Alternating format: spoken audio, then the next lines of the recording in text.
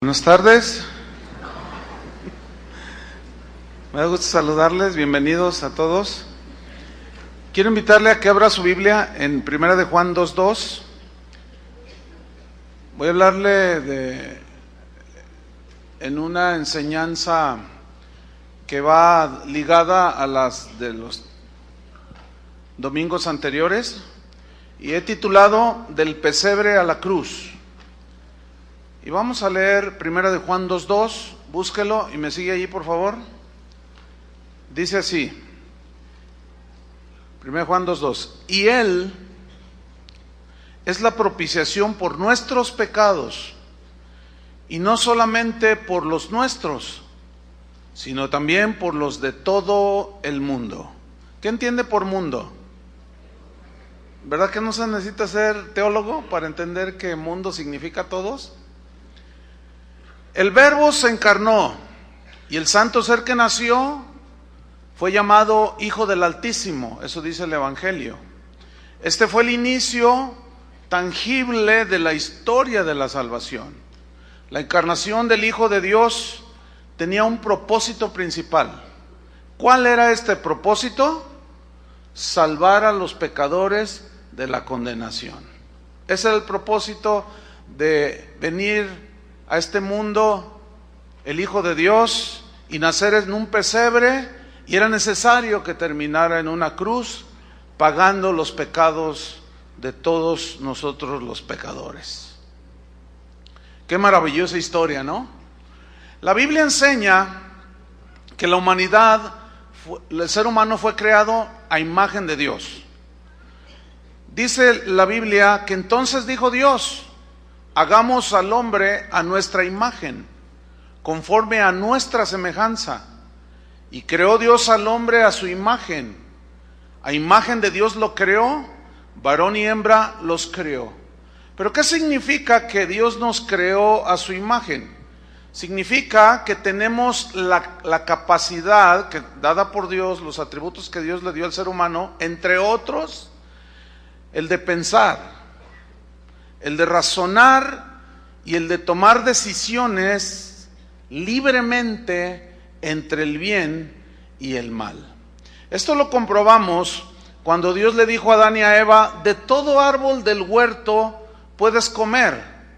Todo árbol, era generosísimo en la creación de Dios, era generosísima para el hombre. Dice: de todos los árboles que ves puedes comer, mas del árbol de la ciencia del bien y del mal no comerás, porque el día que de él comieres, ciertamente morirás. ¿Cómo entiende este pasaje? No se necesita ser muy experto en las Escrituras para entender este pasaje, que Dios le dijo al hombre: puedes comer de todos estos, menos de este. Bueno, nos vemos luego. ¿Se lo dejó a qué? A su razonamiento, a su pensamiento y a la capacidad que Dios le dio de tomar decisiones. Dios le dijo: si tú comes de este, vas a conocer el bien y el mal. Yo no quiero que conozcas el mal. Ahí está implícito que Dios le dio al hombre esta capacidad de pensar, razonar y tomar decisiones libres, de las cuales Adán iba a ser el responsable. Y tan responsable fue, que ciertamente Eva fue engañada por Satanás y comió del fruto. Pero Eva le llevó del fruto prohibido, le llevó a Adán. ¿Qué hizo Adán? Adán pensó, sin duda. Esto es lo que nos distingue de los animales. Los animales no piensan, ellos tienen instintos. Entonces Adán pensó, razonó, ubicó la situación y decidió, con su libre voluntad, desobedecer a Dios. Y esto propició lo que hoy conocemos como la caída del estado original de inocencia que ellos tenían. El problema es que dejó a la humanidad en un estado de corrupción total, de un estado de corrupción tal que nos separó, porque dice la Biblia, nos separó de Dios. Dice: por cuanto todos pecaron, están destituidos de la gloria de Dios. ¿Cuántos pecaron? Porque en Adán nosotros recibimos por herencia genética la tendencia hacia lo malo. Y la Biblia dice, porque la paga del pecado es muerte. Muerte significa separación. O sea, hubo una separación en el sentido de Dios con el hombre, en el sentido de que ya no tenían comunión porque el pecado hizo separación. Eso se refiere a muerte. Cuando un ser humano muere, se separa el alma del cuerpo. Eso quiere decir separación. Muerte significa separación. Entonces Adán dejó bajo la condenación de Dios a todos los seres humanos. La Biblia nos lo establece. Efesios 2:3 dice que éramos por naturaleza, hijos de ira, lo mismo que los demás. Según la Biblia, el pecado impactó todo nuestro ser, espíritu, alma y cuerpo. Todo completo. Y ahora las personas, los seres humanos, nacemos con la tendencia, la inclinación natural, ya viene de fábrica, hacia lo malo. Es así que vemos como un niño, cuando va creciendo y va perdiendo su inocencia, se esconde cuando hace algo. Cuando miente, se evidencia solo con reacciones que él tiene. Pero ¿por qué siempre tenemos esa tendencia hacia lo malo? Esa es la herencia que recibimos de Adán. La Biblia dice, por medio del profeta Jeremías, que engañoso es el corazón, más que todas las cosas, y es perverso, o sea, inclinado siempre hacia lo mal. Así quedó el ser humano. Jesús habló de que del corazón salen los malos pensamientos, los robos, los homicidios, los adulterios, y toda clase de pecados. ¿De dónde? Del corazón. Efectivamente, todos los seres humanos estamos espiritualmente muertos, separados de Dios. Estamos muertos en nuestros delitos y pecados, que es lo que nos separó de Dios. Y somos esclavos del pecado, según Pablo en Romanos 6, 17 al 20. Dice, lo que quiero hacer, lo bueno que quiero hacer no lo hago. Y lo malo que no quiero hacer, eso es lo que hago. Y me encuentro esclavizado. Él mismo dijo, el mismo apóstol dijo, yo sé que en mí, esto es en mi carne, no mora el bien. O sea, él era bien objetivo, era entendido en esta verdad que las Escrituras nos muestran sobre la condición del ser humano en su relación con Dios. Como consecuencia de esa muerte espiritual, miren, cuando dice la Biblia que la paga del pecado es muerte, tiene dos sentidos la muerte espiritual que Adán experimentó cuando pecó, pero también muerte física. Y Adán, en el momento que desobedeció, murió espiritualmente, quedó separado de la comunión con Dios.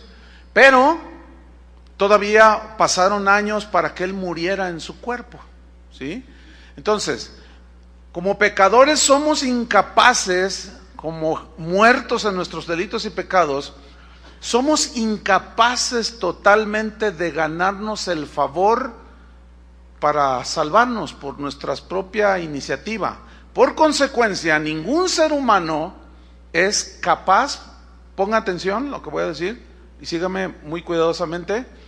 Por consecuencia, ningún ser humano, ninguno, es capaz de buscar y de encontrar a Dios de manera efectiva. Cuando digo de manera efectiva, me refiero a que él por su iniciativa busque alguna manera de acercarse a Dios y que éste lo salve. No tenemos esa capacidad porque estamos muertos en nuestros delitos y pecados. Y el hecho de que existan muchas religiones es una prueba de que el hombre no es capaz de buscar de manera efectiva por sus propios medios la salvación en Dios. Nunca van a encontrar al Dios verdadero con la iniciativa humana o en la condición pecaminosa y corrupta que tenemos. Por eso es que en esa búsqueda de los seres humanos, la arqueología, la antropología, las ciencias nos muestran de que en toda la historia del ser humano, en todas las culturas, la idolatría está presente. en una búsqueda ineficaz de Dios, de buscar la salvación, empezaron a buscar, porque dice la Biblia que Dios puso eternidad en los corazones de las personas y les puso una conciencia, donde íbamos a determinar qué estaba bien y qué estaba mal. Pablo a los romanos les dice que los que murieron sin la ley tienen la conciencia que los defiende o los acusa. Ahí está, es algo que a pesar de su naturaleza caída está la conciencia. Entonces, al estar incapaces, los hombres empezaron a buscar a Dios, pero como somos ineficaces por nuestros propios medios, unos empezaron, Dios, Dios, y vieron al sol, dijeron, nadie, empezaron a adorar al sol. Otros vieron la luna y a la luna. Otros hicieron unos ídolos y se postraron delante de ellos. Prueba de que el hombre, ponga atención, está muerto en sus delitos y pecados, pero sigue habiendo algo dentro de ellos, que es la conciencia. Es ese sentido de eternidad que Dios puso en los corazones de todo ser humano. El problema es que debido a la condición pecaminosa, no somos efectivos, no existe un remedio, no existe remedio alguno para nosotros, sin tomar en cuenta a Cristo, o sea, por nuestra propia iniciativa, podamos encontrar a Dios y salvarnos. Es allí que vemos un montón de expresiones religiosas, unos se van de rodillas, otros se golpean la espalda. Todas las religiones ofrecen la salvación, todas las religiones sin excepción, solamente una, el cristianismo. Toda religión ofrece la salvación por medio de obras.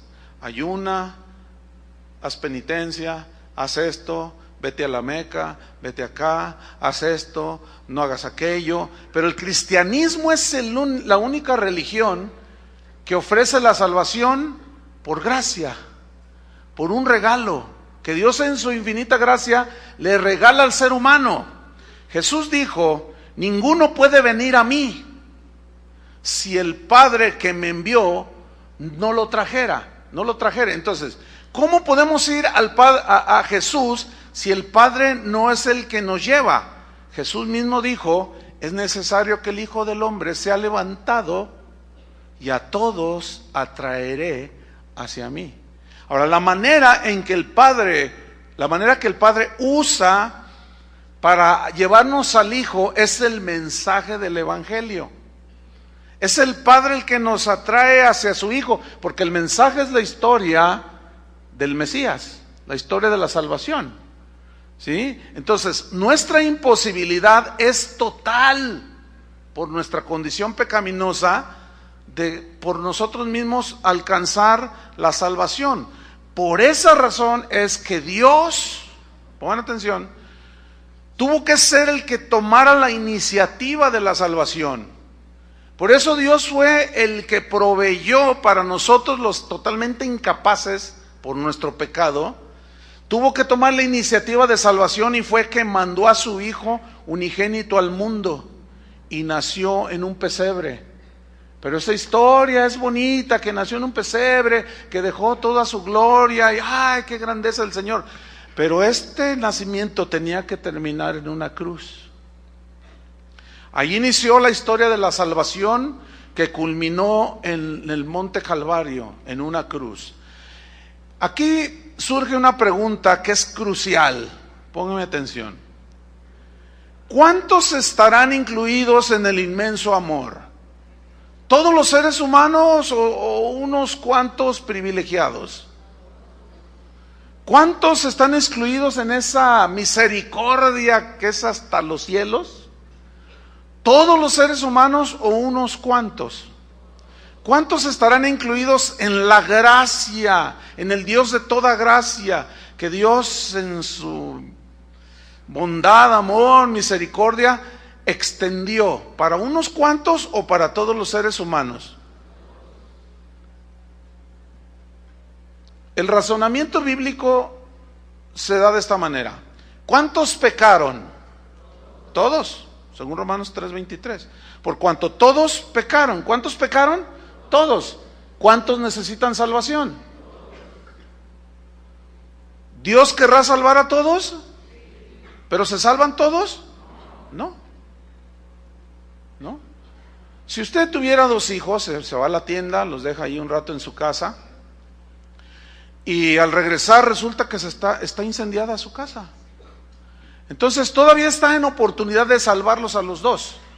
Por un impulso netamente humano. Netamente humano. Usted, pudiendo salvar a los 2, ¿a cuántos salvaría? A los 2, ¿no? Pero ¿qué si usted nada más sale con uno? Véngase mi niño, véngase ya. Y llega tu vecina y te dice, oye, ¿y Juanito? ¿Qué hiciste con Juanito? No, y lo dejé que se quemara. ¿Qué pensaría usted de un ser humano así, de una mujer así, o de un hombre? O sea, no va de acuerdo con el instinto paternal. ¿Verdad que no? No va de acuerdo. Es que hay gente que cree así. Hay gente que dice que el Señor no murió por todos, sino por unos poquitos. Pudiéndonos salvar a todos, no, sí, pero a unos los mandó al infierno y a otros los manda al cielo. ¿Qué clase de Dios es ese? No es el Dios que la Biblia nos muestra y lo vamos a comprobar aquí. Vuelvo al razonamiento bíblico. ¿Cuántos pecaron? ¿Cuántos necesitan salvación? ¿Dios quiere salvar a todos? ¿Se salvan todos? ¿Por qué? Porque no todos creen. Porque no todos creen. Hay una tendencia en los cristianos que se ha ido acentuando en estos últimos años, de hablar de Dios, pero bajo la óptica de ciertos hombres a través de la historia. No, pues que fulano de tal dijo, perengano de sultano dijo esto, mangano y todo, pero nosotros tenemos que ir a la teología no de los hombres, a la filosofía no de los hombres, sino tenemos que ir a lo que está escrito. A mí no me interesa mucho, a fin de cuentas, no nos debe interesar qué dijo fulano en el siglo III, qué dijo fulano en el siglo IV, qué dijeron los reformadores, qué dijo fulano y sultano y mangano. Eso no nos debe de interesar. Lo que nos debe de interesar es qué dice la Biblia. Porque resulta que ahora uno lee la Biblia y dice, porque de tal manera amó Dios al mundo. Entonces, ¿se entiende? Es obvio que se entiende por una lógica elemental que se refiere a todo el mundo. Pero algunos dicen, no, pero son poquitos, no son todos. Entonces tú dices, pero eso ya lo vemos desde la Biblia. Fíjese, ahí en Lucas 10:25, no tiene que buscarlo, son pasajes conocidos. Dice que aquí un intérprete de la ley se levantó y dijo, para probarle, maestro, ¿haciendo qué cosa heredaré la vida eterna? Y Jesús le dijo, ¿qué está escrito en la ley? ¿Cómo lees? Digan todos leer. Bueno, todos nos damos cuenta de que podemos estar leyendo pero sin estar entendiendo o poniéndole atención a la lectura. Ahora, a mí me llama la atención porque Jesús se va a las Escrituras. ¿Cómo lees? Le dice, ¿cómo lees? Cuando Satanás tentó a Jesús, Jesús lo contrarrestó diciendo, escrito está. Entonces nosotros vamos a creer, esta es mi manera de pensar. Está bien, ha habido grandes hombres de Dios a través de la historia que han hecho cosas notables, pero a fin de cuentas, yo he decidido quedarme con lo que la Biblia dice. Y lo que dice la Biblia, eso es lo que dice. Pero tenemos que saber leer. Hay otro caso en Mateo 19, este sí búsquelo, Mateo 19. Dice, versículo 1, dice que aconteció que cuando Jesús terminó estas palabras, se alejó de Galilea y fue a las regiones de Judea, al otro lado del Jordán, y le siguieron grandes multitudes y lo sanó allí. Sígame con atención, versículo 3. Entonces vinieron a él los fariseos, tentándole y diciéndole, ¿es lícito al hombre repudiar a su mujer por cualquier causa? O sea, divorciarse por cualquier causa. Y miren la respuesta de Jesús, pongan mucha atención. Él respondiendo les dijo: ¿no habéis leído que el que los hizo al principio, varón y hembra los hizo? ¿Por qué Jesús se va a las Escrituras? Porque las Escrituras es el fundamento de nuestra fe. ¿Qué empezaron a hacer los judíos del tiempo de Jesús respecto al divorcio? Unos decían, hasta porque no les gustaba la comida les daban carta de divorcio. Bueno, pero Moisés nos permitió darle carta de divorcio. Sí, pero por la dureza de su corazón. Mas al principio no fue así. ¿Qué no lo leen? ¿Qué sucedió allí? Ellos empezaron a filosofar respecto al divorcio. Y empezaron a pensar, a filosofar, y llegaron a conclusiones que justificaban el divorcio. Entonces llegan con Jesús y le dicen: oye, pues Moisés nos dio permiso de darle carta de divorcio. Y Jesús le dice: ¿no habéis leído? Por eso yo enfatizo: ¿cómo lees? ¿No habéis leído? Y lo que vamos a hacer simplemente es leer. Yo me quedo no con lo que dijo el más ilustre de los teólogos, el más ilustre de los reformadores o el más respetado de los predicadores. Yo me quedo, ese es un principio bíblico, me quedo con lo que Jesús dijo. ¿Cómo lees? ¿Qué lees? Y vamos a leer, ¿qué les parece? Pero vamos a ver cómo leemos. Vamos a entender. Ok, con este principio vámonos a Isaías 53. Versículo 1.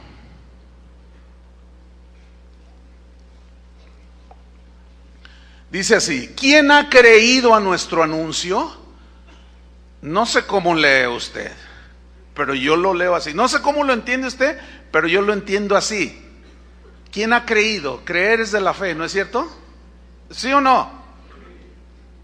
Eso es lo que leo yo. ¿Quién ha creído a nuestro anuncio? O sea, no todos creen. Fe, no todos tienen fe. No todos quieren creer. ¿Y sobre quién se ha manifestado el brazo de Jehová? Versículo 3. Despreciado y desechado entre los hombres, varón de dolores, experimentado en quebranto, y como que escondimos de él el rostro, fue menospreciado y no lo estimamos. Ciertamente él llevó nuestras enfermedades, sufrió nuestros dolores, y nosotros le tuvimos por azotado, por herido de Dios y abatido. Mas él herido fue por nuestras rebeliones, molido por nuestros pecados. El castigo de nuestra paz fue sobre él, y por su llaga fuimos nosotros curados. Todos nosotros nos descarriamos como ovejas, cada cual se apartó por su camino, mas Jehová cargó en él el pecado de todos nosotros. Bueno, yo no sé cómo lee usted aquí, yo no sé cómo entiende, pero debo decirle un contexto. El contexto aquí es que en realidad es una referencia mesiánica, es un pasaje profético que apunta indudablemente, no hay discusión en eso, que apunta hacia Jesús el Mesías. ¿Están de acuerdo con nosotros? Porque en el Nuevo Testamento se cita Isaías 53 también. Entonces es un pasaje en referencia a Jesús cuando uno de los diáconos iba allí y el Señor le dijo, creo que era Felipe, ¿no? Que le dice: acércate al carruaje. ¿Qué lees? ¿Qué lees? Iba uno allí, un funcionario de una reina, iba leyendo. Dice: ¿qué estás leyendo? No, pues aquí estoy leyendo, pero no entiendo. Dice: si alguien no me explica. Dice, y el pasaje que leía era precisamente Isaías 53. O sea, él leía, pero no entendía. Tenía que explicárselo a alguien, pero en el contexto exacto hacia quién se refería. Entonces, es un texto netamente mesiánico. Ahora bien, según este texto, Jesucristo murió por todos los pecadores en la cruz del Calvario. Isaías 53, versículos 5 y 6, vaya ahí, sígame. Ahí se citan, ponga atención, 8 pronombres y 2 veces la palabra todos. Es necesario aclarar esto para poder entender el significado del texto. Por ejemplo, fíjense, de esos 8 pronombres hay una mención a nuestras, hay otra a nuestros, Una tercera mención es nuestra, luego nosotros. Nosotros aparece 3 veces y todos aparece 2 veces y suman 8. Fíjese, Isaías 53:4 dice ahí: nuestras enfermedades, nuestros dolores, nuestras rebeliones, nuestros pecados, nuestra paz, fuimos nosotros curados. En el versículo 6, todos nosotros, y al final dice todos nosotros. Yo no sé cómo lee usted, yo no sé cómo lo entiende, pero algunos de manera inexplicable, para no ser duro en la definición, uso esta, de manera inexplicable entienden que estos 8 pronombres se refieren exclusivamente a los judíos, y otros entienden cuando lee eso que nosotros y todos se refiere a un privilegiado grupo de seres humanos. Ahora bien, si así fuera, vamos a parafrasear Isaías 53 en el caso de los que dicen que como Isaías era judío, le estaba hablando solamente a los judíos. Vamos a parafrasear este pasaje. Parafrasear es hacer una explicación a la par, sin torcer el texto, el sentido del texto. Y diría así, más o menos: pero Cristo fue herido por las transgresiones de nosotros los judíos, solamente. Fue molido por nuestras iniquidades que cometimos nosotros los judíos. ¿Cómo le suena? El castigo de nuestra paz fue sobre él, y por su llaga solo nosotros los judíos fuimos sanados. Solo nosotros los judíos nos descarriamos como las ovejas. Solo los judíos nos desviamos. Solo nosotros los judíos hemos tomado cada uno nuestro propio camino. Pero Dios puso en el Mesías solo la iniquidad de la raza judía, para nadie más, absolutamente. ¿Cómo le suena? ¿No le suena así como exclusivista? Como que Dios dijo, bueno, nada más a los judíos. El asunto es que la Biblia dice que en ese rechazo de los judíos al Mesías, en su sabiduría Dios lo permitió para volverse ¿a quiénes? A los gentiles. ¿Sí o no? Dice así. Bueno, yo me quedo con lo que dice la Biblia.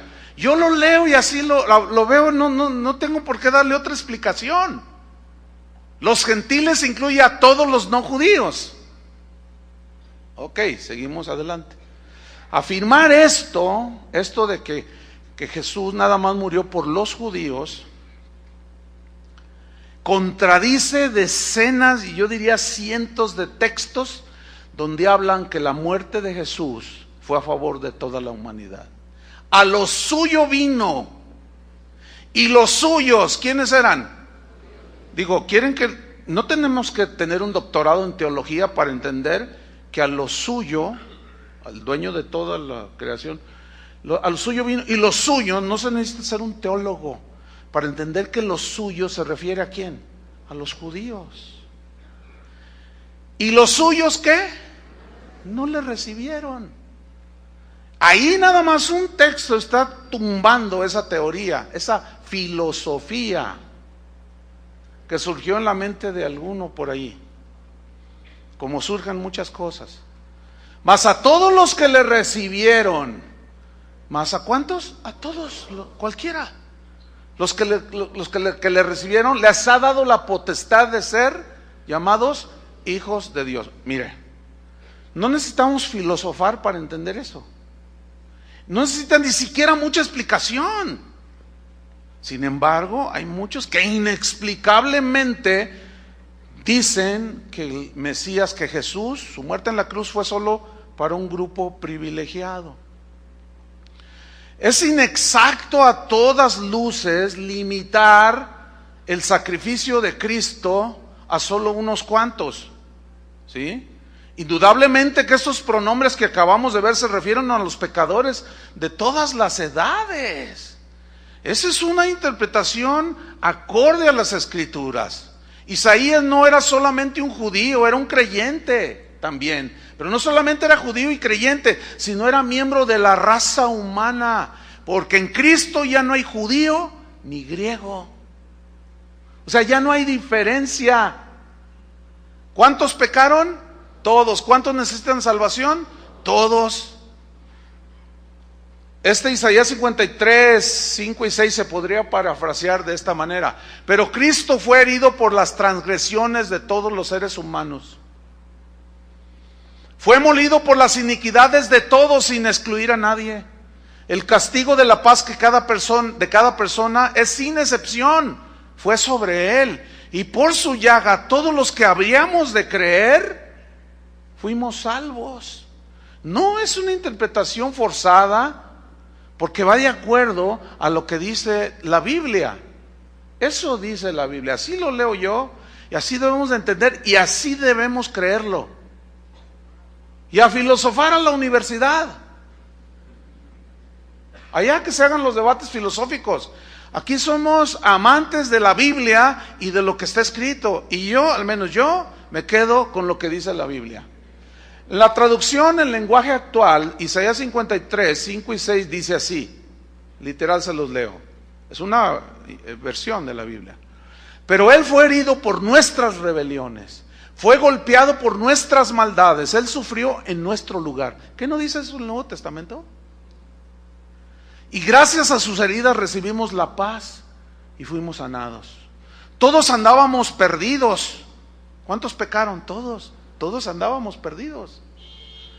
Como suelen andar las ovejas, cada uno hacía lo que bien le parecía, pero Dios hizo caer en su fiel servidor, el Mesías, el castigo que nosotros merecíamos. Eso lo dice también el Nuevo Testamento. Pero los invito a que vayamos a las mismas palabras de Jesús. Vamos a Lucas 4:16. A las mismas palabras de Jesús. Y aquí es donde se dan debates totalmente innecesarios, a mi juicio son totalmente innecesarios, irrelevantes. El tratar de discutir cuando ya está escrito. No sé si me estoy explicando. Maestro, ¿qué hago para dar la vida eterna? ¿Cómo lees? Oye, el Señor nos permitió dar carta de divorcio a las mujeres. No, ¿cómo lees? ¿Qué dice? ¿Qué dice? ¿Cómo lees? Del principio no fue así. ¿Qué tenemos que hacer siempre? ¿Qué dice la Biblia? Ahora, aquí voy a citar las mismas palabras de Jesús. Cualquiera que no se conforma a las sanas palabras de nuestro Señor Jesucristo, dijo el apóstol Pablo a Timoteo, está envanecido, nada sabe y delira, enloqueció. Porque ahora resulta que tenemos intérpretes de la Biblia que dicen lo que el Señor nunca dijo. Cada quien, como Dios nos dio esa capacidad de decidir, yo decido quedarme con lo que está escrito. Pero cada quien su religión, a fin de cuentas, ¿no? Si alguno, a pesar de lo que lee, sigue diciendo, no, pero Él no murió por todos, murió por un puñadito de humanos.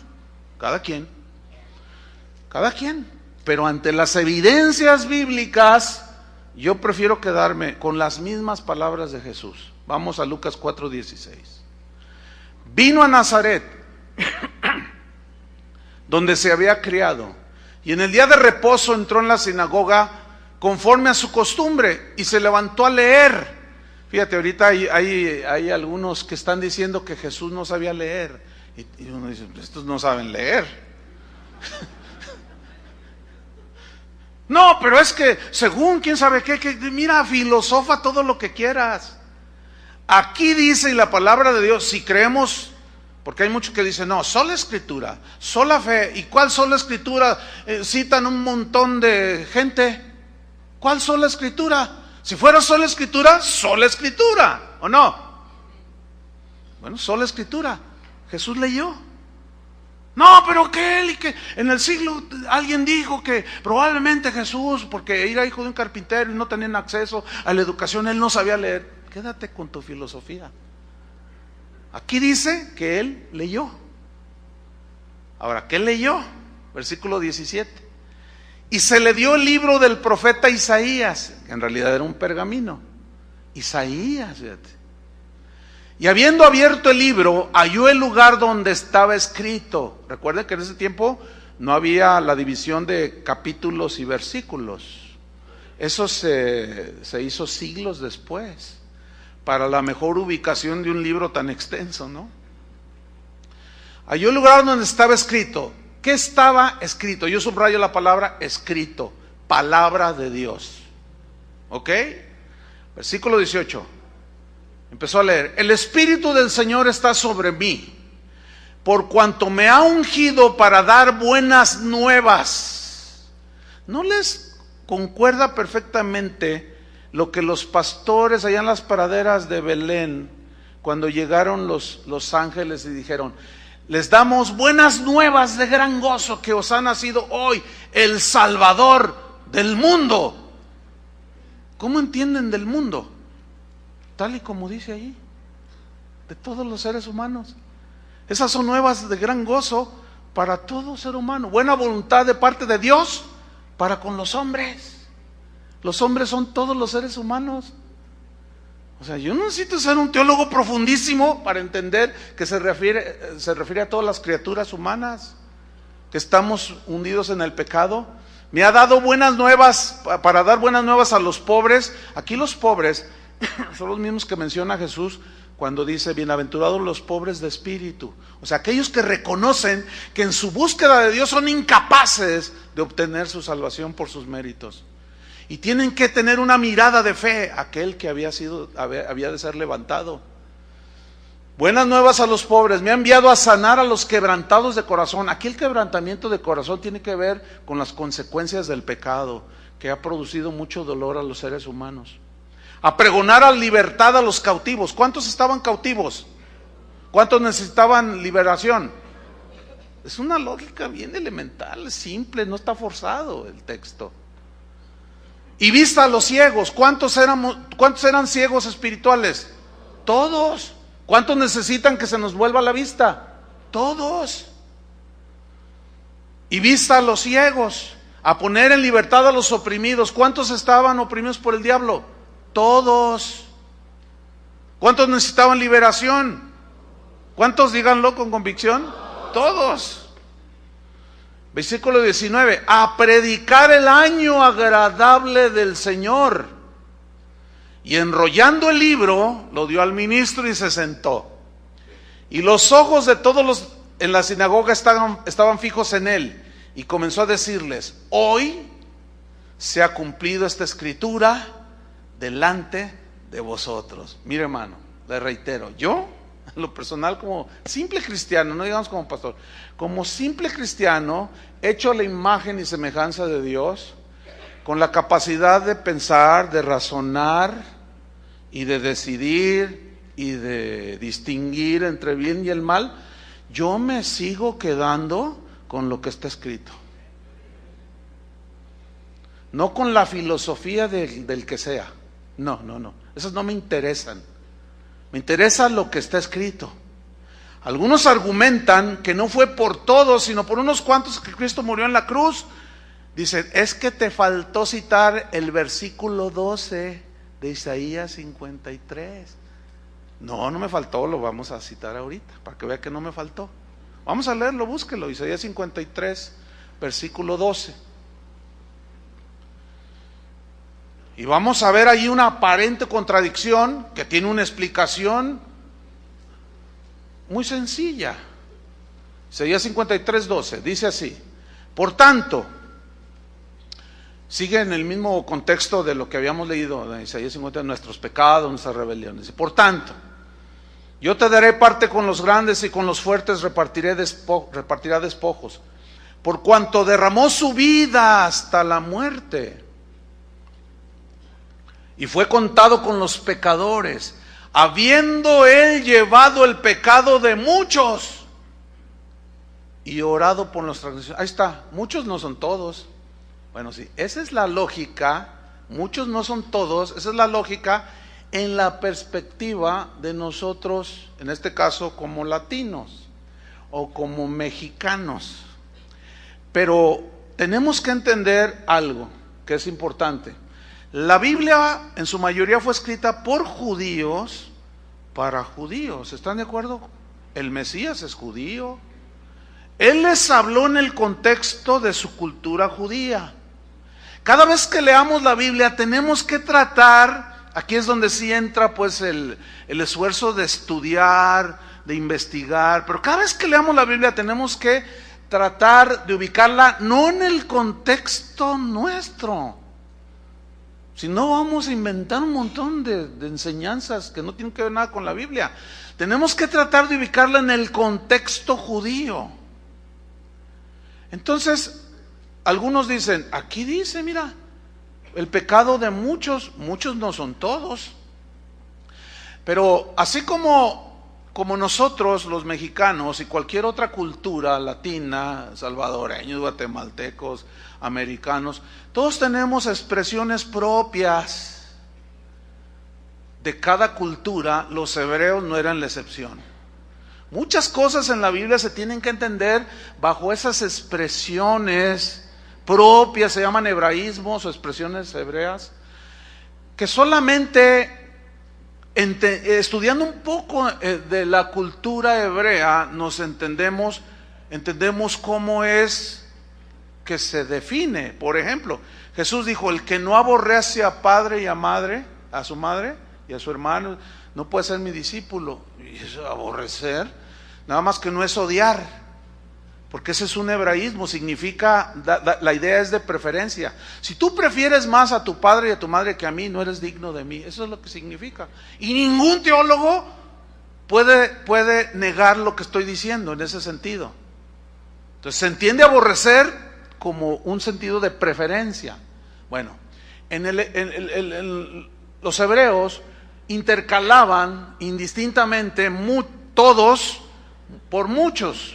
Muchos por todos, pero muchos y todos, como vamos a comprobar ahorita en Romanos capítulo 5, vaya abriéndolo, Romanos capítulo 5, vamos a ver cómo se intercala muchos y todos, todos y muchos, que a la postre significa todos, pero es una manera de expresarse que ellos tenían. Pablo era judío. Utilizó sus expresiones para decir estas verdades. Romanos 5:6, ¿ya lo tiene por ahí? Mire, vamos a leer, ¿ok? Trate de entender. Todos tenemos el Espíritu Santo. Dice que el Espíritu Santo nos guiará ¿a dónde? A la verdad. Tenemos la iluminación del Espíritu Santo. Vamos a leer. Porque Cristo, cuando aún éramos débiles, aquí débiles significa sin recursos para obtener nuestra propia salvación, muertos pues en nuestros pecados, a su tiempo murió por los impíos. Pregunta, ¿cuántos eran impíos? ¿Todos? Entonces, murió por los impíos. La misma Biblia dice en Romanos 3 que no hay un justo ni aun uno. Entonces, murió por los impíos. ¿Cuántos eran impíos? Dígalo, todos. No lo estoy coaccionando a que diga lo que yo creo, sino simplemente para remachar. Versículo 8. Mas Dios muestra su amor, o su gran amor, para con nosotros. ¿Quiénes son nosotros ahí? ¿Un grupo selecto de personas? ¿O todos los impíos? ¿Por qué? Porque el contexto del versículo 6 y 7 nos dice que son los impíos, que son todos los pecadores, ¿cierto? Ok. Mas Dios muestra su amor para con nosotros, ¿entienden? Los pecadores, y te lo dice el mismo texto, en que siendo aún pecadores, pregunto, ¿cuántos son pecadores? Todos. Cristo murió por nosotros. ¿Qué significa nosotros? Todos nosotros los pecadores. Digo, De verdad, hermano, no se necesita un grado alto académico para entender y saber leer y entender. Yo les aseguro que el más sencillo de ustedes entendió perfectamente lo antes leído. Ahora, si alguien dice algo diferente a lo que está escrito, yo me sigo quedando con lo que dice ahí, que Cristo murió por todos los pecadores. Podemos pasarnos hasta las 6 de la tarde, los aseguro, sin parar, citándoles texto tras texto tras texto, y uno y otro, cientos, literalmente, de versículos que nos aseguran que Jesús murió por todos los seres humanos. Contra unos 10, 15 a 20 textos que aparentemente dicen que fueron unos poquitos, pero que tienen su explicación, porque la Biblia no se contradice. ¿Están de acuerdo conmigo? Entonces no puede haber dos interpretaciones. La Biblia dice lo que dice. Ahora sigo leyendo en el versículo 10. Porque si siendo enemigos, ¿cuántos eran enemigos? ¿Están captando el concepto de todos? Todos. Bueno, pongan atención y síganme con mucha atención. Porque si siendo enemigos fuimos reconciliados con Dios por la muerte de su Hijo, ¿cuántos fueron reconciliados con Dios? Todos. La pregunta aquí es esta: ¿todos creen? No todos creen. Jesús implícitamente lo dejó allí cuando dijo: vayan y prediquen el evangelio a toda criatura. El que creyere, el que ¿qué? Creyere, será salvo. Eso implica que no todos van a creer, y el que no creyere será condenado. Porque la luz vino a este mundo y los hombres amaron, no todos, muchos sí, amaron más las tinieblas que la luz. Sigo leyendo. Por tanto, como el pecado entró en el mundo, ahora aquí el mundo se refiere a ¿qué? Al globo terráqueo, a unos poquitos o a todos los habitantes del mundo. ¿Por qué? Por una lógica muy elemental, de lectura, que el mismo contexto te lo está diciendo. Es el mismo sentido: de tal manera amó Dios al mundo. ¿Cómo se entiende mundo allí? Muchas veces ciertamente hay acepciones en que muchos no es todos. Mundo no es todo el mundo. Por ejemplo, cuando hubo el empadronamiento, la orden fue del rey que todo el mundo se empadronara, pero todo el mundo ahí es obvio que se refería, esa es una figura retórica, una expresión nada más, se refería al imperio romano, no a los persas. Esos eran los no, esos ni caso les hacían. Pero el mismo contexto te da a entender que no se refiere a todo el mundo. Son expresiones como Juan cuando dice: no, si se hubieran escrito todos los hechos de Jesús, los libros no hubieran cabido aquí en el mundo. Se entiende que es una hipérbole, ¿no? O sea, que es una expresión exagerada para hacer notar que hubo muchos hechos de Jesús. Entonces, hay que saber leer. Hay cosas que se interpretan literalmente y hay otras que se interpretan metafóricamente. Pero ¿qué es lo que nos da? ¿Cómo nosotros sabemos eso? Por la misma lectura que vamos siguiendo. Entonces, pongan atención. Si ustedes notan, todo el capítulo 5, y desde el 3, desde el 2, 3, 4 y 5, estoy sintetizando, eso es mucho, no nos faltaría el tiempo. Ustedes vean el cuerpo del mensaje, que es todos pecaron, no hay quien busque a Dios, ni uno solo, todos pecaron, todos. Ok, sigo leyendo. Versículo 12. Por tanto, como el pecado entró en el mundo por un hombre. ¿Quién es ese hombre?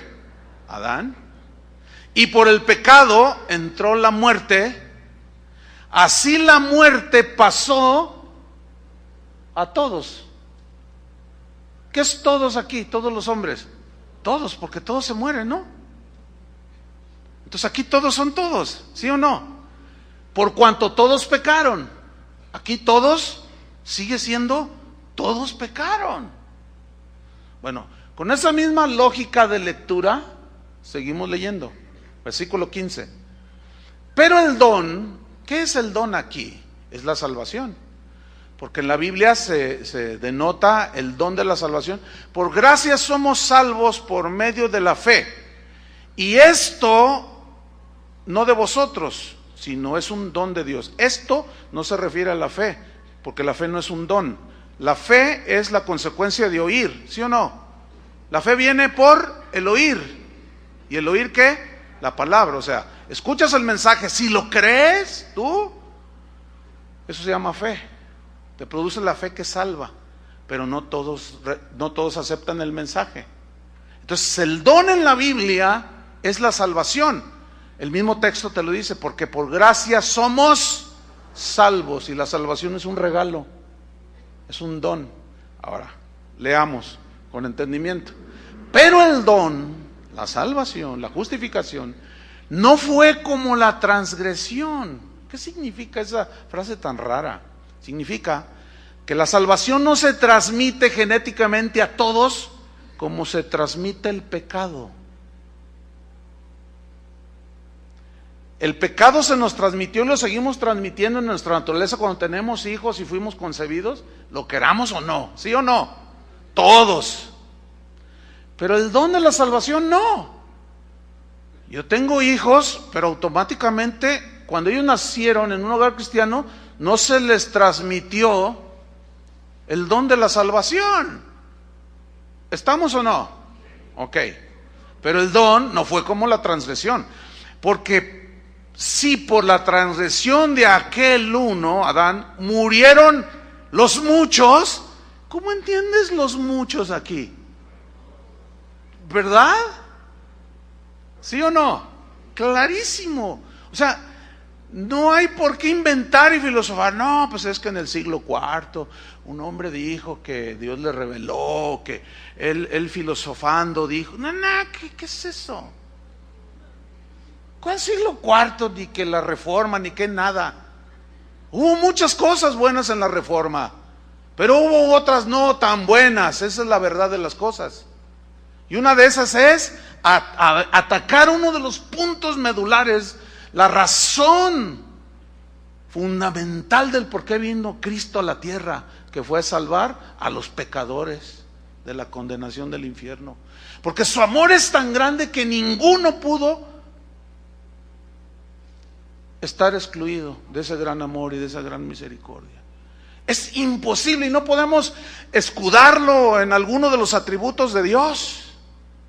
Porque Dios es totalmente justo, totalmente santo, totalmente misericordioso, es 100% soberano, 100% justo. Él es. Él no se pelea con sus atributos. Él no es más soberano que justo, ni más justo que soberano. Él es. Él no está como nosotros, bipolares, que andamos ahí tomando pastillas. Él no necesita eso, Él es Dios, hermanos. Y es el Dios de toda gracia. ¿De qué? De toda gracia. Con una gracia inmensa que nadie quedó excluido. Sigo leyendo. Estoy en el versículo ¿qué? 15. Porque si por la transgresión de aquel uno murieron los muchos, que se entiende que son todos, abundaron mucho más para los muchos, o sea, para todos, la gracia y el don de Dios por la gracia de un hombre Jesucristo. Y con el don, sigo en el 16, no sucede como en el caso de aquel uno que pecó, porque ciertamente el juicio vino a causa de un solo pecado para condenación, pero el don de la salvación, de la justificación, vino a causa de muchas transgresiones. ¿Quiénes transgredieron? Todos. ¿Cuántas transgresiones cometimos? Todos. muchas para justificación, versículo 17. Pero si por la transgresión de uno solo, Adán, reinó la muerte, mucho más reinarán en vida por uno solo, Jesucristo. Pero mire la frase que viene a continuación. Los que reciben, a lo suyo vino y los suyos ¿qué? No le recibieron, más a los que le recibieron. ¿Ve que no hay contradicción en la Biblia?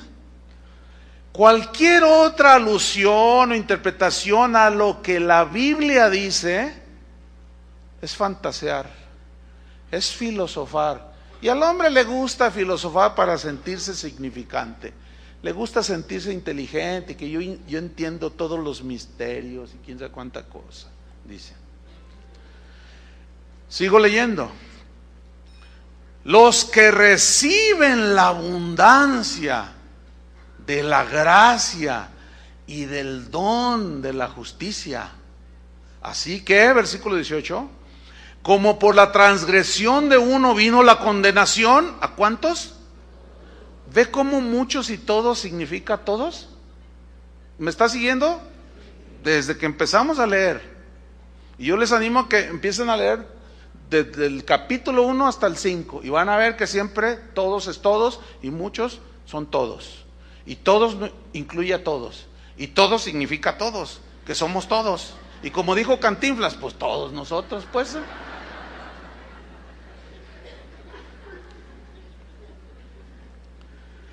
Así que como por la transgresión de uno vino la condenación a todos los hombres de la misma manera.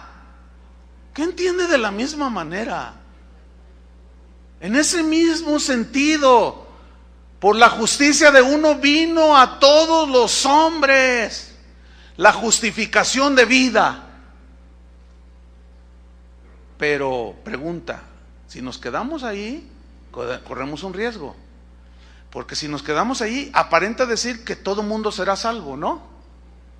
Pero eso no es lo que dice. Nos quedamos ahí nos vamos a torcer. Pero tenemos que seguir leyendo.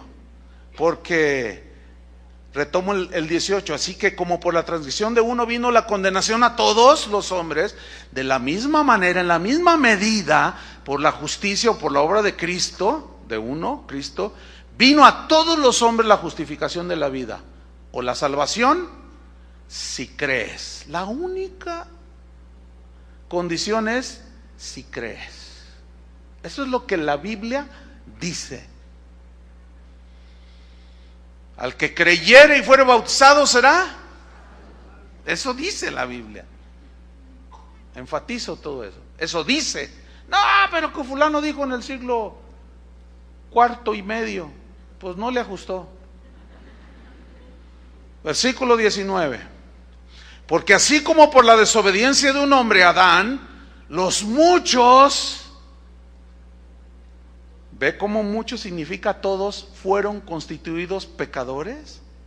Entonces los muchos de Isaías, ¿cuántos son? Es una lógica sustentada. Porque los filósofos hablan de lógica, bueno, utilizando un poco su argumento. Esto lo estoy usando yo mismo, ¿sí? Está sustentada con lo que la misma Biblia dice.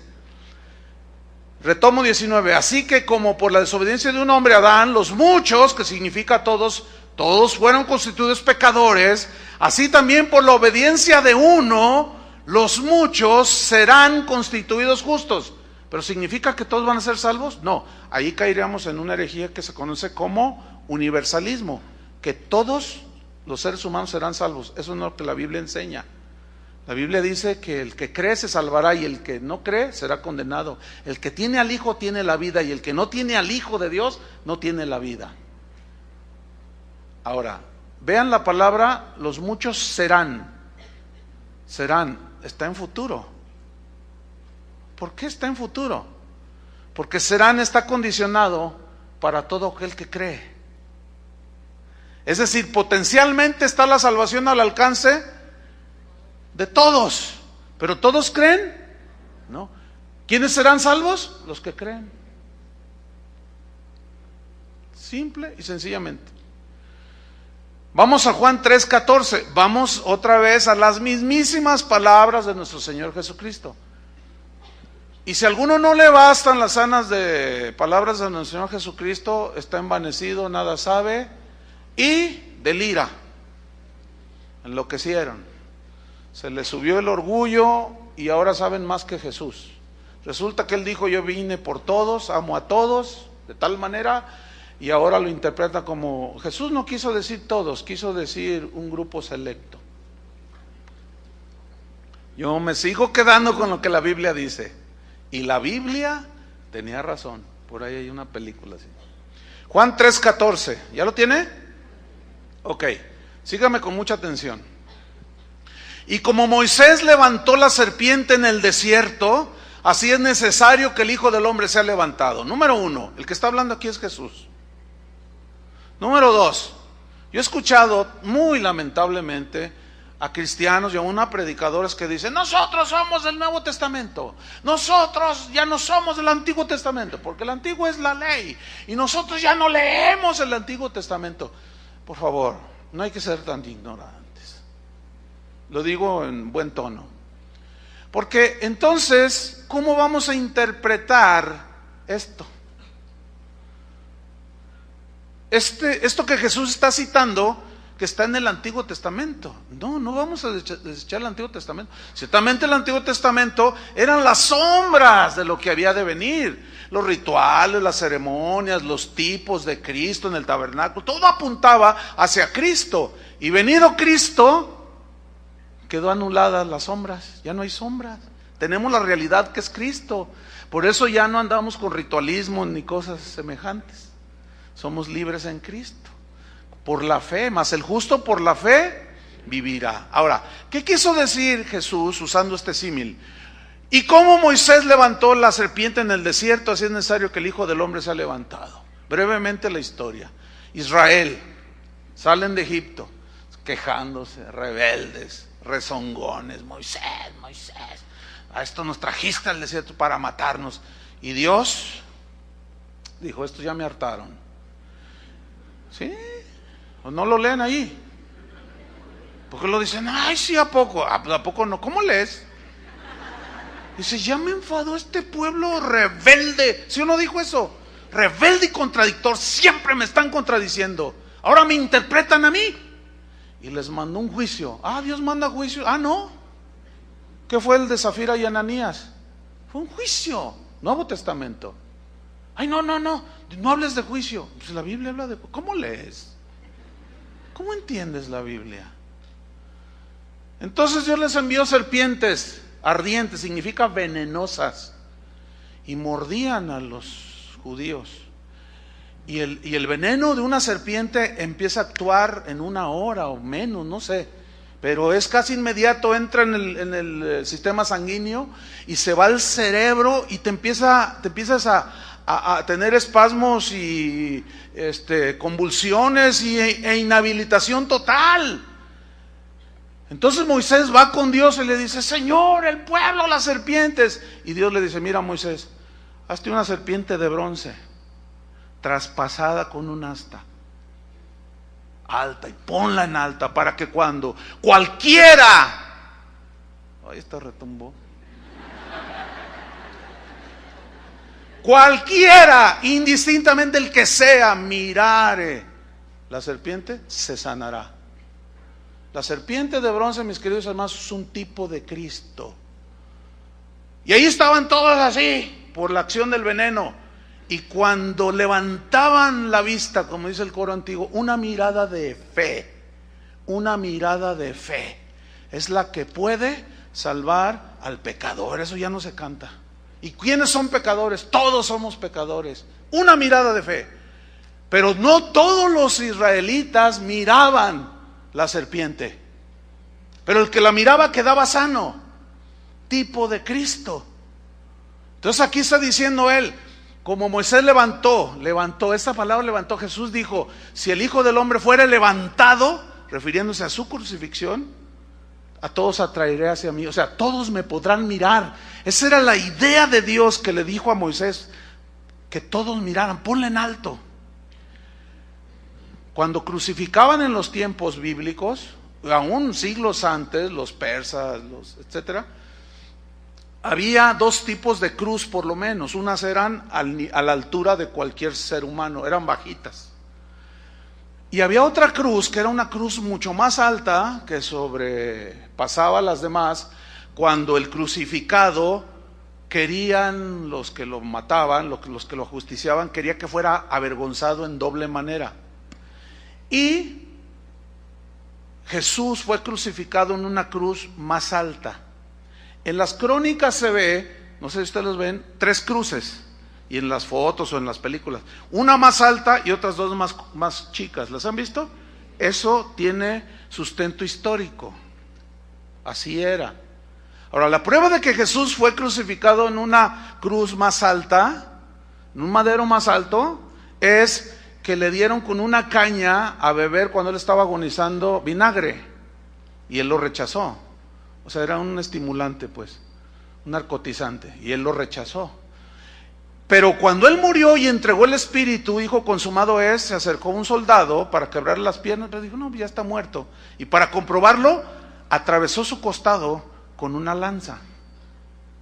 Y las lanzas eran de más de 2 metros de longitud. Eso comprueba que Jesús estaba en un lugar alto.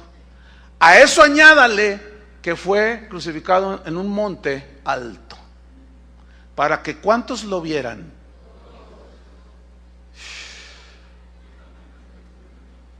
Es que es impresionante la sencillez del mensaje para entender, por el amor de Dios,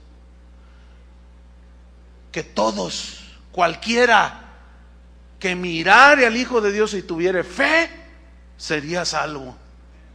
Pero ahora me salen los filósofos, ¿con qué no? Bueno, es una agresión limitar, es una agresión al mismo Hijo de Dios, limitar el alcance de su muerte a unos cuantos poquitos privilegiados, que luego se le andan revelando. No, de plano. Sigo leyendo. Como la Moisés levantó la serpiente en el desierto, así es necesario que el Hijo del Hombre sea levantado. Y para que todo aquel que en él cree, es el mismo principio que Dios le dijo a Moisés que hiciera con la serpiente. El mismo, no ha cambiado.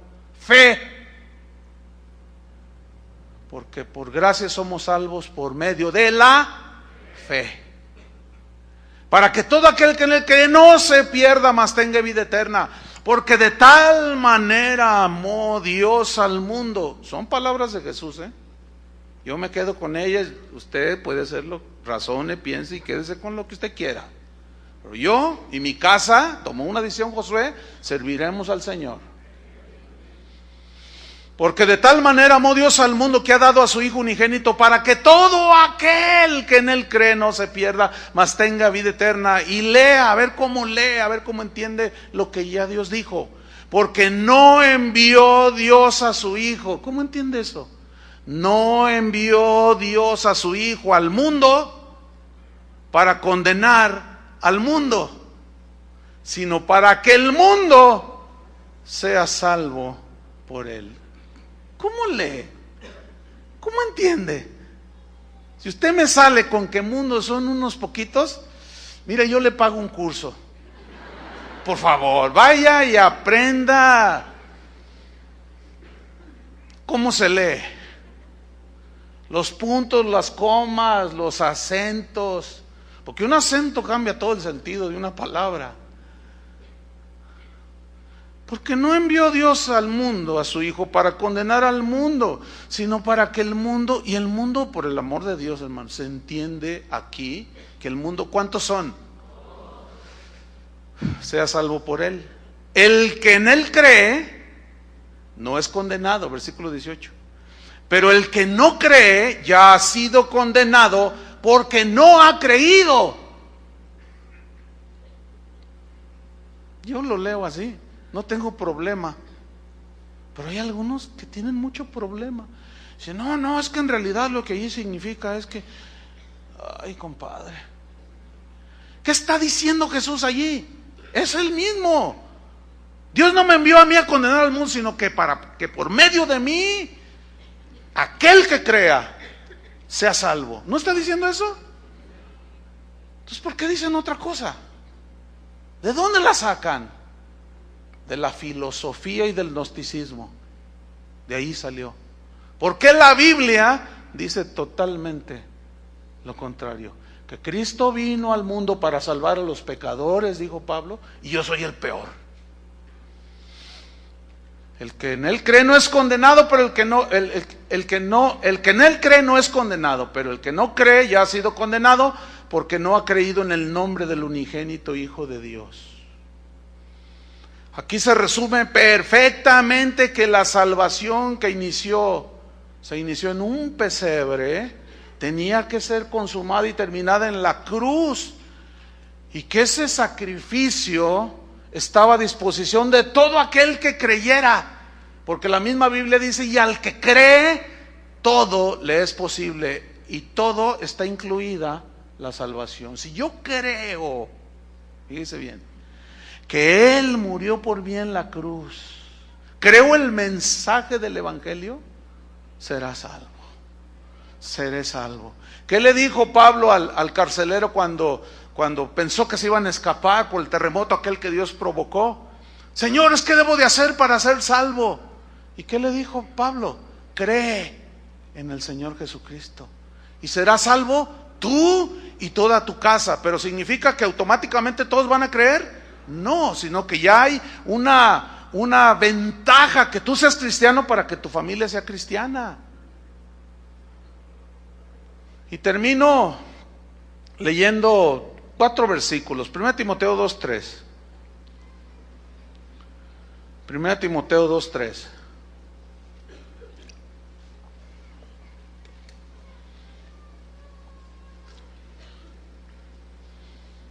Yo sé que, bueno, como el internet, pues todo el mundo puede escuchar, ¿verdad? Yo sé que algunos, casi llegando a la casa me van a escribir y me van a decir, no, de hecho ya lo hicieron. Fíjense, con la enseñanza que di de el domingo pasado, uno dijo, eres un hereje. O sea que soy un hereje porque enseñé que Jesús había nacido en un pesebre, se hizo hombre, el carpintero, y que Él amaba a todo el mundo y había muerto por todo. Dijo que yo era un hereje. Hazme usted favor. Uno dice, híjole, ya, ¿hasta dónde vamos a llegar ahora? ¿Será una herejía decir que Cristo murió por todos los seres humanos? Yo no, hasta la fecha no me explico cómo los que creen eso se paran ante un auditorio como este, de 2,000 personas. Ahorita no hay un lugarcito solo. Hay 2, 3, ahí están.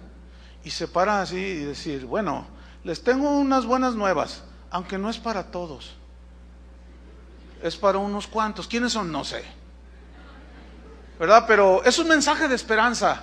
Cristo murió por todos, pero todos no son todos, sino unos cuantos privilegiados. Así es que, ¿quiénes son? Solo Dios los conoce, ¿verdad? Entonces, si usted, imagínese, viene todo destrozado, con un corazón quebrantado, esperando escuchar que de tal manera amó Dios al mundo, y luego le dicen un mensaje, nada más fueron 3, y todos los demás, pues, ¿quién los bendiga?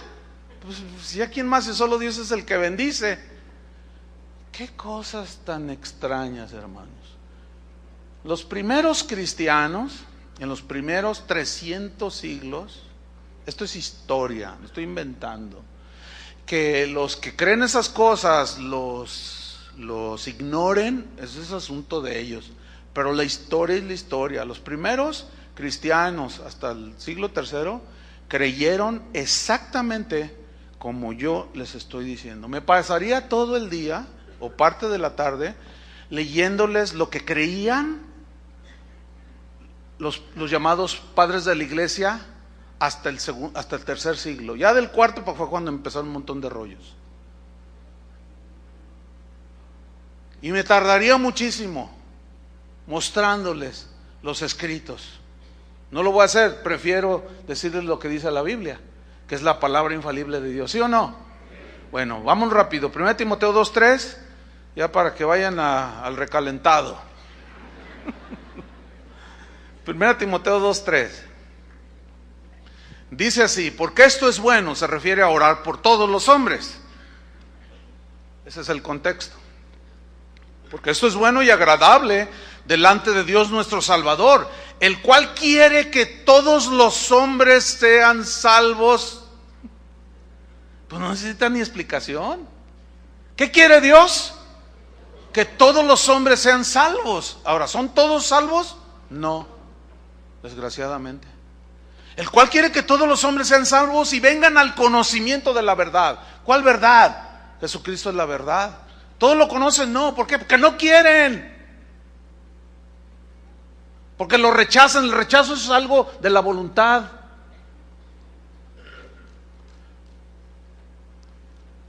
Primera Timoteo 4:9. Palabra fiel es esta. Yo subrayo esa frase. Palabra fiel significa palabra dada por Dios. No hay engaño aquí. No hay duda, no hay ambivalencia. No, palabra fiel es esta. ¿Cuál? Y digna de ser recibida por poquitos.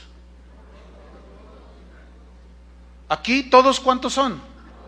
O sea, es digna de recibirnos. Es el don de Dios para todos. Digna de ser recibida por todos. Que por esto mismo trabajamos.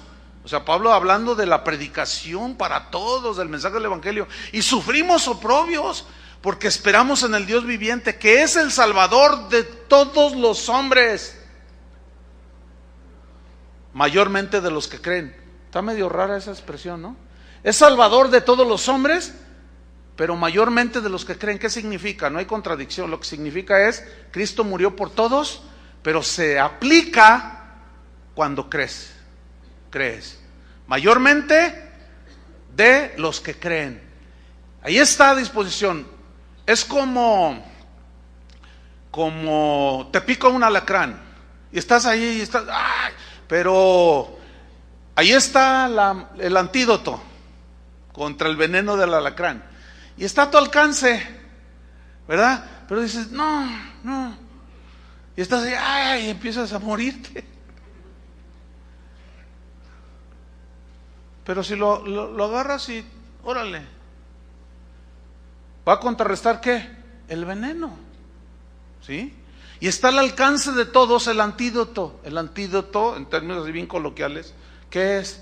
El sacrificio de Cristo, hermanos. Que es el Salvador de todos los hombres, mayormente de los que creen. O sea, ¿todos se salvan? No, porque no todos creen. Primera de Juan 2:2 dice así: y Él, o sea Jesús, 1 Juan 2:2, es la propiciación por nuestros pecados. ¿Están ahí conmigo? Él es la propiciación por nuestros pecados. Y no solamente por los nuestros, sino también por los de todo el mundo. ¿Es claro o no? Sin embargo, algunos lo leen así: Él es la propiciación por nuestros pecados, y no solamente por los nuestros, sino también por los nuestros. Porque para algunos mundos son unos poquitos nada más. Es totalmente, bueno, mejor leo la Biblia. Segunda de Pedro 3:9 y terminamos. Segunda de Pedro 3:9. Y al que no le bastan las palabras de Jesús, bueno, a mí me bastan. ¿A ustedes? A mí me basta lo que dice la Biblia al respecto. Segunda de Pedro 3:9. El Señor no retarda su promesa. ¿Cuál es la promesa? De venir por los suyos. Según algunos la tienen por tardanza, sino que es paciente para con nosotros. ¿Quiénes son nosotros ahí? Todos los seres humanos. ¿Por qué todos los seres humanos? Sigamos leyendo. Es paciente para con nosotros, o sea, los pecadores, no queriendo que ninguno perezca. Ninguno es ningún ser humano, por el amor de Dios. Hay quien lee diferente y tú dices, ay, jole, ¿cómo lees? Exactamente igual. Se repite a como Jesús le dijo, oye, Moisés nos dio permiso de darle carta de divorcio. No, ¿cómo lees?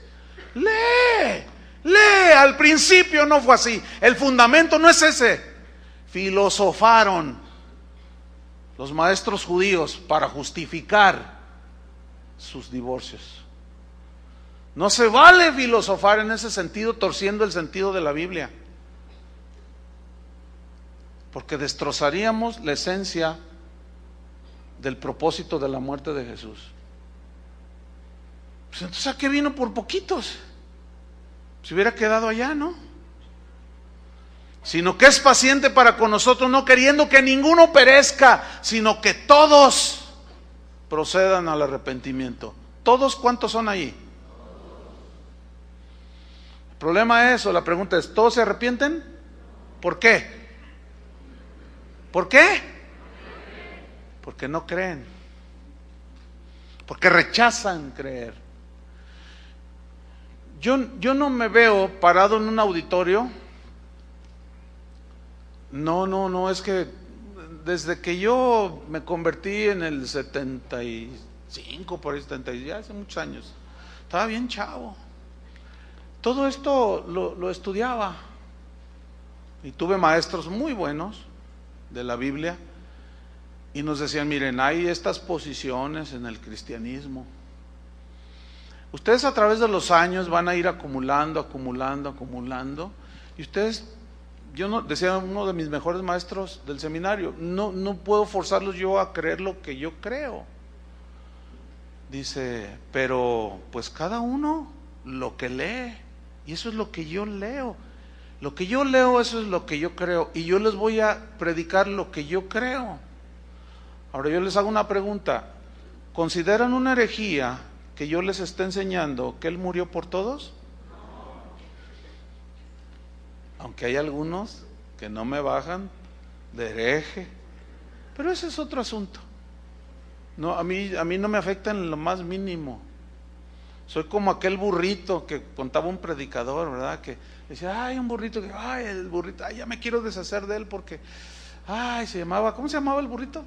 El Chapito, no Chepito, porque hay unos chepos por aquí, no, el Chapito. Y estaba el Chapito, ¿verdad? Entonces dice, no, todos estos años de servicio, el burrito me ha servido, y no, ¿qué hago? Le doy un garrotazo, no, no hallaba cómo deshacer. Finalmente dijo, bueno, pues lo voy a enterrar. Esa es la decisión que tomó. Entonces hizo un hoyo y metió al burrito. Entonces de espaldas dijo, no quiero ver cómo el Chapito muere, a mí ha sido muy útil. Y aventaba la tierra así para atrás y lloraba el hombre, ¿no? Y ahí estaba. Y cuando ya voltea, esperaba ver pues el montoncito de tierra y el Chapito ahí sepultado, ¿no? Y el Chapito estaba arriba del cerrito de tierra, ¿verdad? Y estaba ahí el burrito. Entonces el hombre dice, ¿qué pasó? ¿Qué pasó? Pues cada tierra que le aventaban se sacudía. Y le aventaban y se sacudía. Pues es lo mismo. Yo me sacudo y me paro arriba en la palabra de Dios. Déjame terminar con esto, mire. Hay varios grupos de evangelismo aquí en Casa de Oración. Y uno de ellos, liderado por Janet, están yendo a unas colonias, se llama Reguilete, ¿así es? Reguilete 2, algo así, que están allá. Son de las más marginadas allá. Yo vi unas fotos y unos videos, había algunas niñas con bebés así, es tu hermanito, no es mi hijo. Tu hijo, ¿cuántos años tienes? 12. Es que mi papá me violó. O sea, para que vean que en la miseria humana más terrible que ustedes se puedan imaginar, fueron el grupo de jóvenes, una parte del grupo de jóvenes, a predicarles el evangelio a los pobres. Y a mí se me hizo un nudo en la garganta verlos hablándole a la gente. Si vieran los rostros de la gente que no tiene ni para comer, que no tiene a veces ni un suéter ni una cobija para taparse en la noche, hubieran visto sus rostros. Imagínense llegar con un mensaje tan limitado de que no les puedo decir que a todos los ama Dios, porque no a todos. Están en la miseria, pues algunos se van a quedar así y nada más, unos poquitos privilegiados se van a salvar y por esos venimos. No me entra. ¿A ustedes les entra? A algunos les entra eso. Totalmente sin un sentido, sin el mínimo sentido de compasión humana siquiera. Y se ponen a hablar de un Jesús limitado a unos cuantos, no. Y el mensaje fue abierto para todos. Y el que creyó, se salvó. Es más, Janet decía, pastor, estamos sintiendo una fuerte guía del Espíritu a levantar una iglesia y una congregación. Hay otras congregaciones en colonias marginadas de casa de oración, sin distinción. El mensaje es para todos, para todo aquel que crea. Eso es lo que nosotros creemos.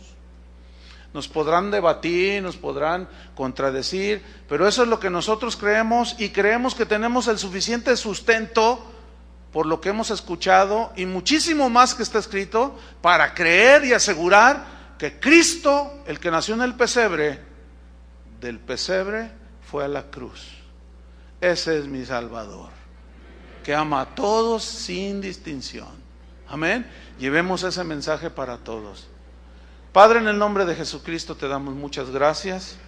No pretendemos ser teólogos, ni mucho menos, tampoco intérpretes infalibles de la Biblia. Sin embargo, tu palabra es clara, muy clara, Señor. Para nosotros el sentido de todos, todo el mundo, cualquiera, en cualquier parte, significa gente sin distintivo alguno, porque en Cristo ya no hay judío ni griego, ya no hay judío ni gentil, pobre ni rico, esclavo ni libre, intelectual o no intelectual, porque tú no viniste por eso, Señor. Tú viniste a buscar y a salvar lo que se había perdido. ¿Qué se había perdido el hombre? Viniste a buscar y a salvar. Tu palabra dice, Señor, que vayamos y prediquemos a todo el mundo, y que el que creyere en ti, que creyere esas buenas nuevas, sería salvo, y el que no, sería condenado. Y nosotros queremos cumplir la misión de predicar en donde estemos, donde vayamos y a donde nos mandes. Este mensaje que creemos con todo nuestro corazón, de que Cristo vino al mundo para salvar a los pecadores, y todos somos pecadores. Gracias te damos, Señor, por este mensaje de esperanza para todo ser humano. Esto es lo que creemos, esto es lo que tu palabra dice, y eso es lo que vamos a hacer. En el nombre de Jesús. Gracias, Señor. Amén. Dios les bendiga, hermanos.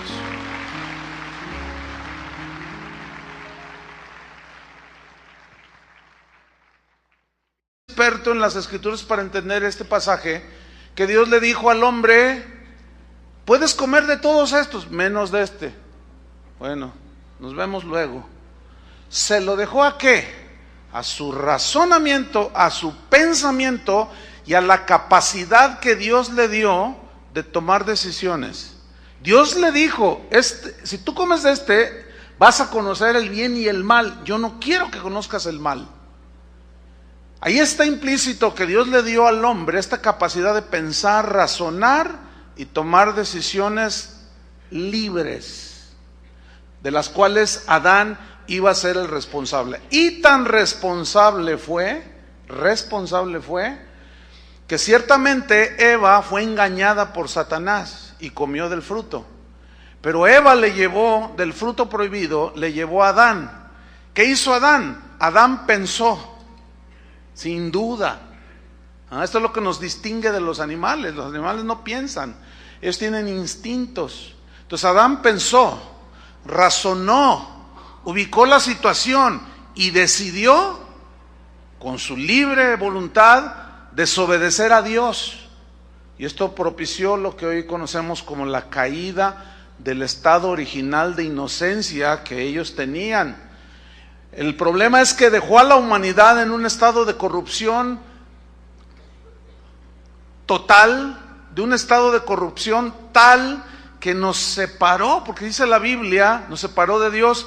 Dice, por cuanto todos pecaron, están destituidos de la gloria de Dios. ¿Cuántos pecaron? Porque en Adán nosotros recibimos por herencia genética la tendencia hacia lo malo. Y la Biblia dice, porque la paga del pecado es muerte. Muerte significa separación. O sea, hubo una separación en el sentido de Dios con el hombre, en el sentido de que ya no tenían comunión porque el pecado hizo separación. Eso se refiere a muerte. Cuando un ser humano muere, se separa el alma del cuerpo. Eso quiere decir separación. Muerte significa separación. Entonces Adán dejó bajo la condenación de Dios a todos los seres humanos. La Biblia nos lo establece. Efesios 2:3 dice que éramos por naturaleza, hijos de ira, lo mismo que los demás. Según la Biblia, el pecado impactó todo nuestro ser, espíritu, alma y cuerpo. Todo, completo. Y ahora las personas, los seres humanos, nacemos con la tendencia, la inclinación natural, ya viene de fábrica, hacia lo malo. Es así que vemos como un niño, cuando va creciendo y va perdiendo su inocencia, se esconde. Buenas tardes. Me da gusto saludarles, bienvenidos a todos. Quiero invitarle a que abra su Biblia en 1 de Juan 2:2.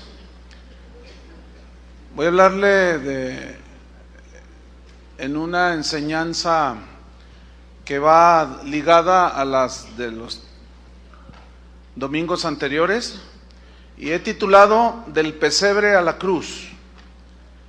Y vamos a leer 1 de Juan 2:2, búsquelo y me sigue allí por favor. Dice así, 1 de Juan 2:2, y Él es la propiciación por nuestros pecados, y no solamente por los nuestros, sino también por los de todo el mundo. ¿Qué entiende por mundo? ¿Verdad que no se necesita ser teólogo para entender que mundo significa todos?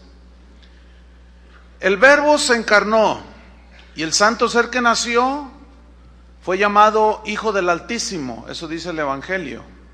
Este fue el inicio tangible de la historia de la salvación. La encarnación del Hijo de Dios tenía un propósito principal. ¿Cuál era este propósito? Salvar a los pecadores de la condenación. Ese era el propósito de venir a este mundo el Hijo de Dios y nacer en un pesebre, y era necesario que terminara en una cruz pagando los pecados de todos nosotros los pecadores. Qué maravillosa historia, ¿no? La Biblia enseña que la humanidad, el ser humano fue creado a imagen de Dios. Dice la Biblia que entonces dijo Dios, hagamos al hombre a nuestra imagen, conforme a nuestra semejanza. Y creó Dios al hombre a su imagen. A imagen de Dios lo creó, varón y hembra los creó. Pero ¿qué significa que Dios nos creó a su imagen? Significa que tenemos la capacidad dada por Dios, los atributos que Dios le dio al ser humano, entre otros, el de pensar, el de razonar y el de tomar decisiones libremente entre el bien y el mal. Esto lo comprobamos cuando Dios le dijo a Adán y a Eva, de todo árbol del huerto puedes comer. Todo árbol, era generosísimo. En la creación de Dios era generosísima para el hombre. Dice, de todos los árboles que ves puedes comer, mas del árbol de la ciencia del bien y del mal no comerás, porque el día que de él comieres, ciertamente morirás. ¿Cómo entiende este pasaje? No se necesita ser muy... El mensaje es la historia del Mesías, la historia de la salvación, ¿sí? Entonces, nuestra imposibilidad es total por nuestra condición pecaminosa de por nosotros mismos alcanzar la salvación. Por esa razón es que Dios, pongan atención, tuvo que ser el que tomara la iniciativa de la salvación. Por eso Dios fue el que proveyó para nosotros los totalmente incapaces por nuestro pecado. Tuvo que tomar la iniciativa de salvación y fue que mandó a su Hijo unigénito al mundo y nació en un pesebre. Pero esa historia es bonita, que nació en un pesebre, que dejó toda su gloria y ¡ay, qué grandeza del Señor! Pero este nacimiento tenía que terminar en una cruz. Allí inició la historia de la salvación que culminó en el Monte Calvario, en una cruz. Aquí surge una pregunta que es crucial, pónganme atención. ¿Cuántos estarán incluidos en el inmenso amor? ¿Todos los seres humanos o unos cuantos privilegiados? ¿Cuántos están excluidos en esa misericordia que es hasta los cielos? ¿Todos los seres humanos o unos cuantos?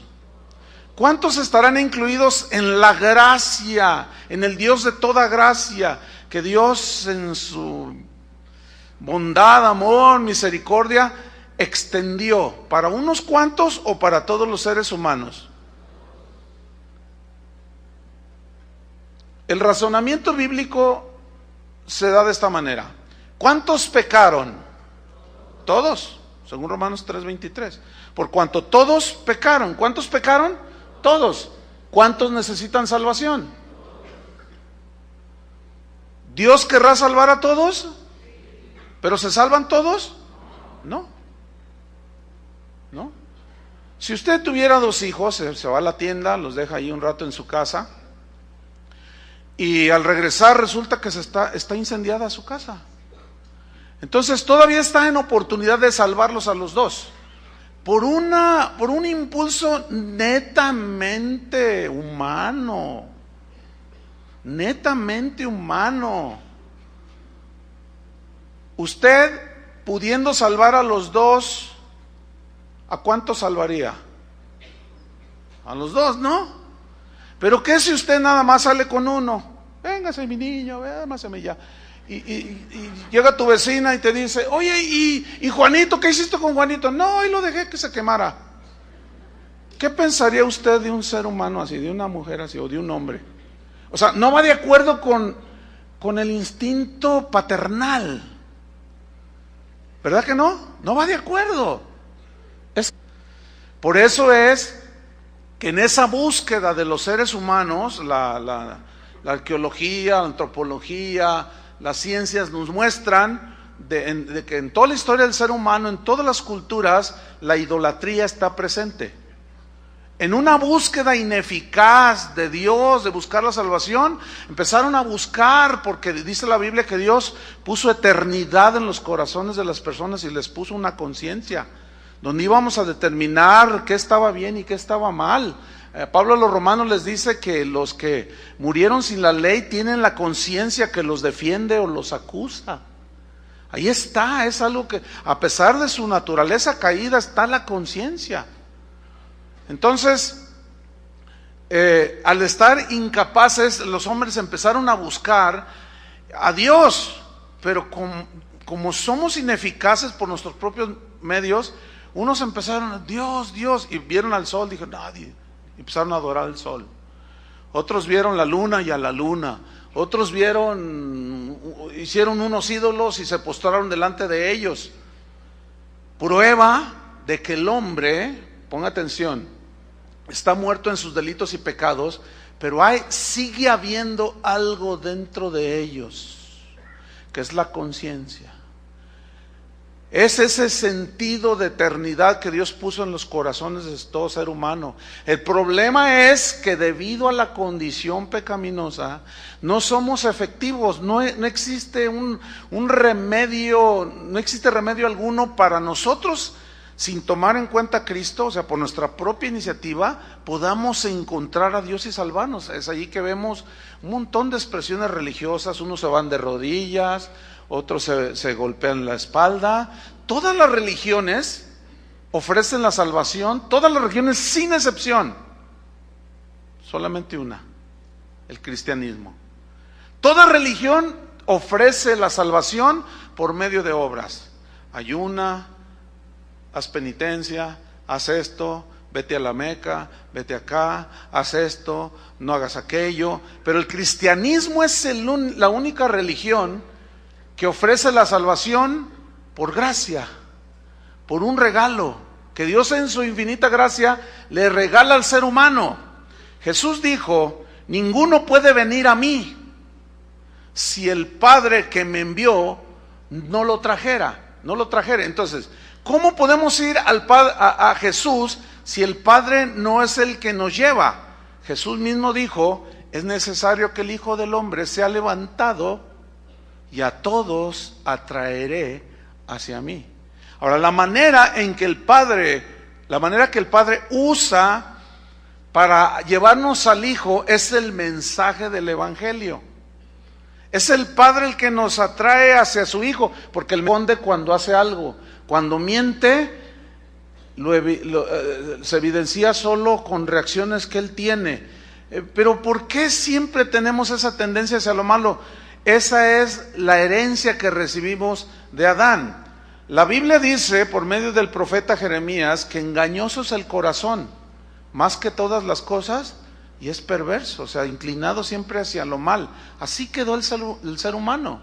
Jesús habló de que del corazón salen los malos pensamientos, los robos, los homicidios, los adulterios, y toda clase de pecados. ¿De dónde? Del corazón. Efectivamente, todos los seres humanos estamos espiritualmente muertos, separados de Dios. Estamos muertos en nuestros delitos y pecados, que es lo que nos separó de Dios.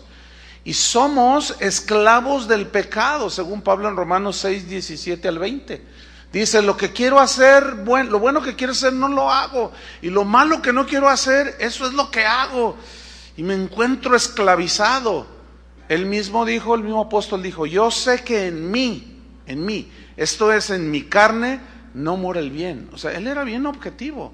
Era entendido en esta verdad que las Escrituras nos muestran sobre la condición del ser humano en su relación con Dios. Como consecuencia de esa muerte espiritual, miren, cuando dice la Biblia que la paga del pecado es muerte, tiene dos sentidos la muerte. Muerte espiritual, que Adán experimentó cuando pecó, pero también muerte física. Y Adán, en el momento que desobedeció, murió espiritualmente, quedó separado de la comunión con Dios. Pero todavía pasaron años para que él muriera en su cuerpo, ¿sí? Entonces, como pecadores somos incapaces, como muertos en nuestros delitos y pecados, somos incapaces totalmente de ganarnos el favor para salvarnos por nuestra propia iniciativa.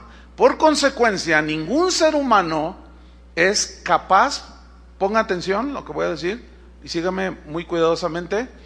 Por consecuencia, ningún ser humano, ninguno, es capaz de buscar y de encontrar a Dios de manera efectiva. Cuando digo de manera efectiva, me refiero a que él por su iniciativa busque alguna manera de acercarse a Dios y que éste lo salve. No tenemos esa capacidad porque estamos muertos en nuestros delitos y pecados. Y el hecho de que existan muchas religiones es una prueba de que el hombre no es capaz de buscar de manera efectiva por sus propios medios la salvación en Dios. Nunca van a encontrar al Dios verdadero con la iniciativa humana o en la condición pecaminosa y corrupta que tenemos.